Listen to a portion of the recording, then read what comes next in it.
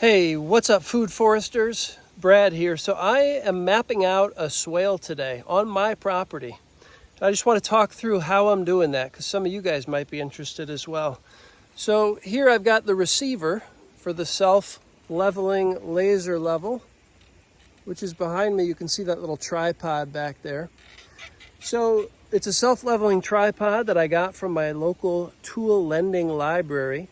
Just stick it there, press on, and it levels itself, which means it's going to spit out a beam that's at the same elevation. So that's going to enable us to come over here with the receiver. And I know I want to start here. This is the corner of the property. Okay, so that's an easy starting point. So what I do is I want to get this receiver at the elevation that laser level is spitting the beam out. So I just move the receiver to where I hear beeping. I fix it in place, and then I know anywhere I walk into my next flag here. I'm walking about 10 feet for each flag. I know I want to find the spot where this thing beeps, okay? And it'll beep fast if it's too high, but I'm close. It'll beep slow if I'm too low, but I'm close.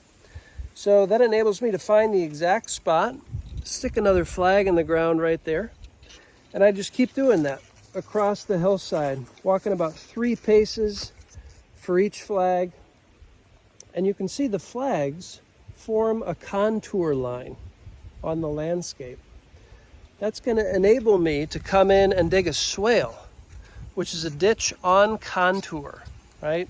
And because it's a ditch on contour, as water flows down the hill, it'll pool in the swale. It won't run anywhere. It'll just sit there and soak in. Now, that's going to enable me to capture a ton of water.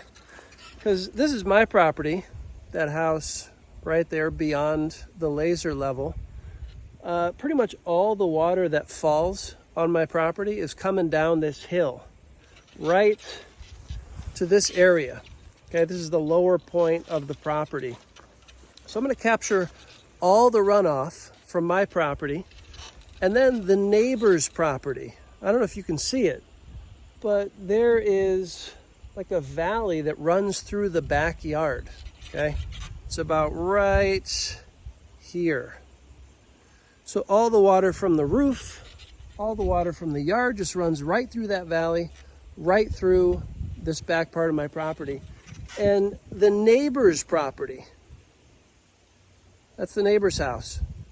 Pretty much everything that hits the neighbor's property is coming through this same point. So there is a ton of water that flows through this section of my backyard. And if I can put a fairly large swale in there, I can really soak a ton of water into the landscape where I'm going to be putting my food forest. I don't know if you can see the mulch over there. So that's half of the food forest that just got tilled. I'm going to be mulching. We're going to see how that compares to doing a cover crop on this side. So that's all coming very soon. I just got a mattock coming in the mail. So I'm going to be hand digging this swale. I looked into renting an excavator. Those are about $350 for a day. I may do that if the digging is really slow. If I find a bunch of rocks in here, it's just really hard clay. I may bring an excavator in, probably like a 6,000 pound, 3-ton excavator. So we'll see how it goes. I'll start digging. Hopefully we'll get some rain as I progress with the swale so I can see that it's level, see how it's moving through the landscape. And I'll be sharing all that with you guys. So hit that subscribe button, follow along. It's going to be a fun journey. All right, guys, see you in the next one. Take care.